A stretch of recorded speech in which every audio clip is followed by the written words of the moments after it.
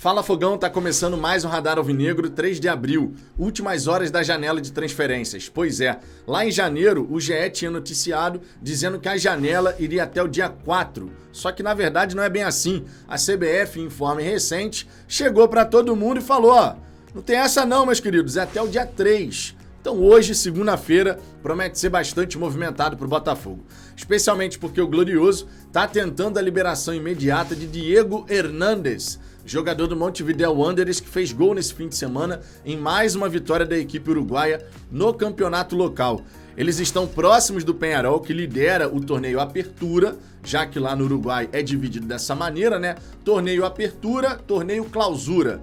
E eles têm chance de título ainda, o que pode dificultar a vida do Botafogo, já que o Diego Hernandes é um dos principais atletas aí da equipe, foi recentemente convocado para a seleção uruguaia para poder substituir ninguém menos que Arrascaeta. Então já dá para perceber que realmente é um garoto que pode ter um potencial de futuro assim bem interessante. Além disso, além de falar de janela de transferências aqui, falaremos, claro, sobre a ponta direita do Botafogo. O Botafogo enfrentou a equipe do Audax, estava com o jogo todo enrolado, depois ali nos 25 minutos finais, o Gustavo Sauer, que entrou no começo da segunda etapa, fez boas jogadas, fez gol e agora surge aquela questão, vai ter sequência? Ou o Júnior Santos, que está de volta ao Botafogo, vai assumir a titularidade e assim permanecer ao longo dessa temporada? Tudo bem, teremos vários jogos, vários confrontos, mas o Júnior Santos foi bastante elogiado pelo Luiz Castro. O que será que vai acontecer? Fora isso, também quero falar sobre outras movimentações, outras informações de mercado da bola, Matheus Nascimento e Piazon, por exemplo. Só que antes de mais nada, Fogão, aquele pedido especial para você poder deixar o seu like, isso é sempre muito importante, você sabe disso. Você deixa o like, mais torcedores passam a conhecer o Fala Fogão e dessa maneira o canal segue crescendo. Estamos em busca dos 30 mil inscritos, que é uma marca pra lá de especial aqui pro canal, e com a sua ajuda a gente vai chegar lá. Se você não é inscrito ainda, se inscreva. Se você já é inscrito, compartilhe esse vídeo nas suas redes sociais, nos seus grupos do WhatsApp, que certamente vai fazer uma baita diferença. Sempre lembrando, na hora do almoço estarei aqui presente novamente para a gente poder fazer aquela resenha e acompanhar o noticiário do Botafogo nessas últimas horas de janela de transferências. Dito isso, vamos em frente, porque afinal de contas temos assuntos importantes para falar por aqui. Para começo de conversa, vamos falar sobre ponta direita, sobre o jogo em si contra o Audax. Já falei bastante aqui ontem na resenha pós-jogo, já passei a minha visão. Se você quiser saber qual é a minha visão sobre esse confronto, eu fiz um resumão logo na introdução da live, ali por volta dos 15, 20 minutos, explicando tudo que eu achei sobre esse confronto entre Botafogo e Audax. Então aqui eu vou concentrar a minha atenção na ponta direita. Afinal, a gente tem que pensar na sequência da temporada, não é verdade? E eu quero trazer logo de saída declaração do Luiz Castro a respeito da figura de Júnior Santos. Ele que era titular do Luiz Castro na última temporada, então nada mais justo do que a gente chegar e trazer as palavras do treinador aqui, justamente para poder esclarecer a situação do atleta e o que o Luiz Castro acha, logicamente, em relação a esse retorno. Abre aspas. O Júnior não preciso apresentar. Todos vocês sabem o que foi o Júnior, que foi do nosso ataque que terminou a época com Tiquinho e Jefinho. É o regresso de um jogador que tinha conquistado seu espaço dentro do clube. Vocês sabem as qualidades que ele tem. É de profundidade, físico, forte na bola aérea e na parada. É um jogador que, quando estamos mais baixos e temos que sair rápido, ele consegue fazer bem a progressão e conquistar espaços. É um jogador que vai se inserir no grupo e trabalhar para ocupar o espaço dele dentro da equipe. Tá aqui, palavras do Luiz Castro a respeito do Júnior Santos, enaltecendo qualidades de um jogador que realmente tem muita força física e por conta disso até consegue várias vezes fazer esse retorno e esse ataque, coisa que o Sauer tem dificuldade. Tecnicamente falando, acredito que o Sauer seja mais jogador do que o Júnior Santos. E foi muito bem nesse jogo contra o Audax ali, fazendo um belíssimo gol, quase fez um gol que ele foi driblando todo mundo. Infelizmente não saiu gol naquela jogada, não é verdade? Agora, o que será que vai acontecer? O Sauer vai continuar nessa, de ter oportunidade de jogar aqui e daqui a pouco ficar 2, 3 jogos sem ser utilizado? A chegada do Júnior Santos dificulta a vida não só do Gustavo Sauer, como também de outras peças que a gente tem no elenco. Essa é a grande realidade. Eu gostaria muito de ver o Gustavo Sauer tendo uma sequência. Deixa o cara jogar umas 4, 5 partidas seguidas pra gente poder perceber. É essa qualidade que a gente acha que ele tem ou de repente é só um sonho de uma noite de verão? Não sei o que o Luiz Castro vai fazer, mas acredito, a imensa maioria da torcida botafoguense, até para poder chegar a essa conclusão, gostaria de ver o Sauer com sequência e com instruções muito claras. Parte pra cima, não tenha medo de arriscar.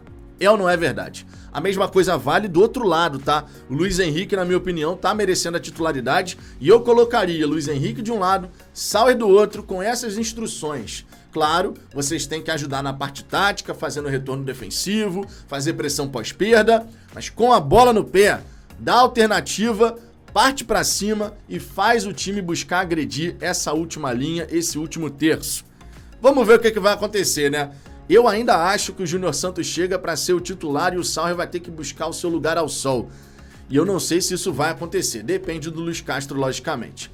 Agora, aproveitando que eu tô falando aqui de pontas, claro, vale falar sobre Lucas Piazon, informação do canal do TF, dizendo que mesmo que o Castro não liberasse o jogador, o Botafogo não partiria para sua compra, né? Tem uma opção de compra na casa de 1.800.000 euros, isso aí dá cerca de 10 milhões de reais, e também não vai ter como renovar o empréstimo, ou seja, tudo aponta, pelo menos nesse momento, que o Botafogo, no meio do ano, perde o Piazon.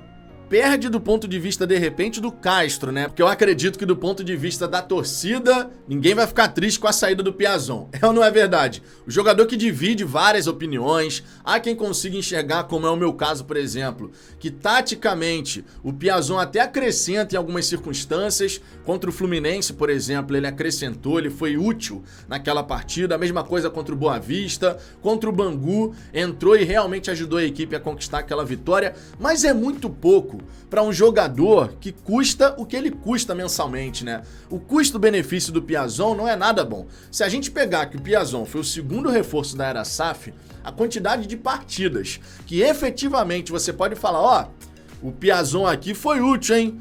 A gente tá falando aqui de 5 partidas, é muito pouco, né? A gente tem que lembrar aqui o jogo contra o Inter, o jogo contra o São Paulo, contra o Fluminense, contra o Boa Vista e forçando contra o Bangu, porque a gente venceu exatamente por conta dele, né? Ele que cobra o escanteio, que gera o primeiro gol do Botafogo e depois ele faz o segundo gol naquela vitória por 2-0.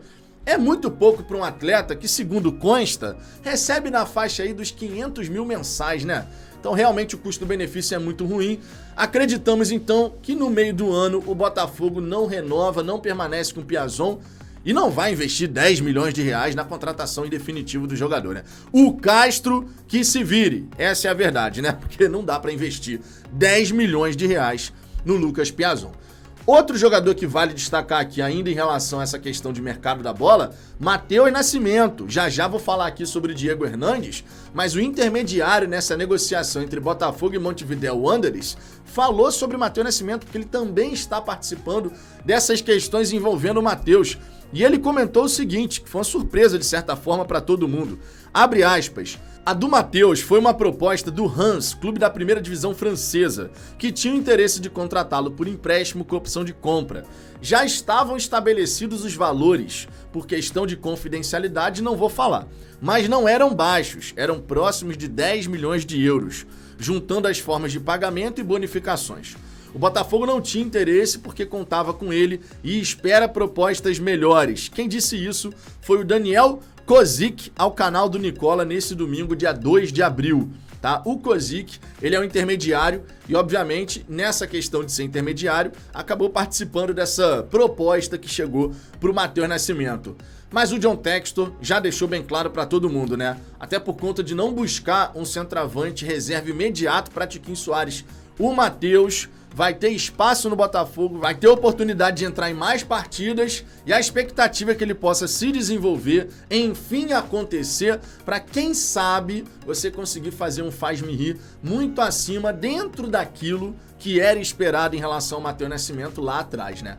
Matheus que já está há bastante tempo no profissional do Botafogo, parece que é uma eternidade, infelizmente ainda não aconteceu, tem 18 anos de idade e faz sentido o Botafogo não sair aceitando qualquer proposta, mas Como se trata de futebol e de um atleta ainda em transição, sim, o Matheus ainda está em transição, afinal de contas ele ainda não conquistou o seu espaço no Botafogo, você pode correr o risco de, mais adiante, o jogador não valer aquilo que você teria de repente a oportunidade de fazer agora.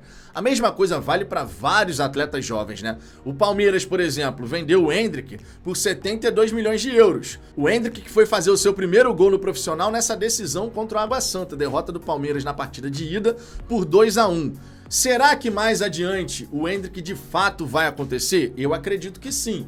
Mas é um exercício de futurologia, porque você não sabe como é que vai ser a transição do atleta, né? Nunca é demais lembrar, por exemplo, que no Flamengo o Reinier foi vendido ao Real Madrid por uma grana e agora o Reinier não consegue jogar lá na Europa de jeito nenhum, né? No Girona, por exemplo, foi expulso durante um aquecimento ali durante a partida. Discutiu com o árbitro, foi expulso e não tá vivendo bons tempos lá no futebol europeu. Mas o Flamengo colocou dinheiro no bolso vendendo por uma grana bem considerável. São alguns exemplos, claro, que a gente tem no futebol brasileiro. Bom, seguindo aqui com o mercado da bola, agora, claro, vamos falar de Diego Hernandes. O Daniel Kozik, intermediário dessa negociação, também falou a respeito do caso do atleta. E ele disse o seguinte, ele revelou o seguinte, abre aspas, estava tendo reunião exatamente agora, isso falando ontem, né? O Montevidéu jogou hoje e venceu com o gol dele. O único entrave é a liberação imediata, porque estão a 4 pontos do Peñarol. O torneio acaba dia 15 de maio. Estamos tentando fazer entender que é necessário para a janela. Se não aceitarem a vinda imediata, existe a possibilidade de fechar agora para julho. Ele é um meio-campista que joga pelas extremidades, balança muito, é canhoto, tem bastante habilidade e velocidade. Dá muita profundidade, tanto por dentro quanto pelas pontas.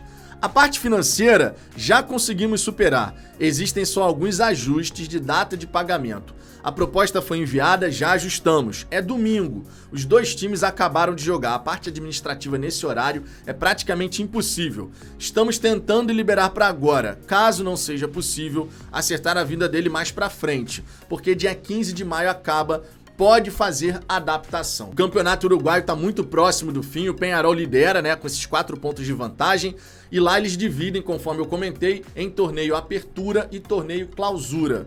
Então o Montevidéu Wanderers, que tem o Diego Hernandes como um dos seus grandes destaques, tem a chance de conquistar o título. Honestamente, não fosse isso, acredito que a liberação imediata aconteceria. Mas como você tá com chance de título a 4 pontos do líder e o cara é um dos grandes destaques da equipe, é muito mais plausível a gente imaginar que a contratação do Diego Hernandes se concretize efetivamente para a segunda janela. Mas honestamente, eu gostaria realmente que ele chegasse agora, mas se chegar só para a segunda janela, tá valendo também, claro, né? É um jogador que realmente parece ter bastante potencial, substituiu o Arrascaeta na seleção uruguaia, então realmente é um cara que tem potencial de desenvolvimento e seria muito interessante mais uma joia sul-americana chegando ao Botafogo. Claro, a gente espera que todos possam se tornar grandes joias, né? Tanto o Diego Abreu, que chegou para o Sub-20, quanto o Matias Segovia, que chegou para o profissional, e agora o Diego Hernandes. Movimentos interessantes do Botafogo, tá? Movimentos bem interessantes, sempre lembrando que a proposta do Botafogo deve ter batido na casa dos 2,2 milhões de dólares. Isso dá quase 12 milhões de reais. Lá para a equipe uruguaia é uma bela de uma grana, né? Agora, resta saber se o Botafogo, por exemplo, vai adquirir 80%, 90%, 100% dos direitos econômicos ou se o Montevidéu Wanderers vai conseguir manter algum percentual, que foi o que aconteceu, por exemplo, com o Guarani. O Guarani do Paraguai vendeu 60% do Matias Segovia ao Botafogo, reteve outros 40% justamente pensando em potencial de faturar aquela grana que ele faz-me rir mais adiante. Enfim, Fogão, era isso que eu queria destacar aqui nesse vídeo, são essas as informações nesse último dia de janela de transferências. Diego Hernandes, chega ou não chega? Como vai ficar essa situação?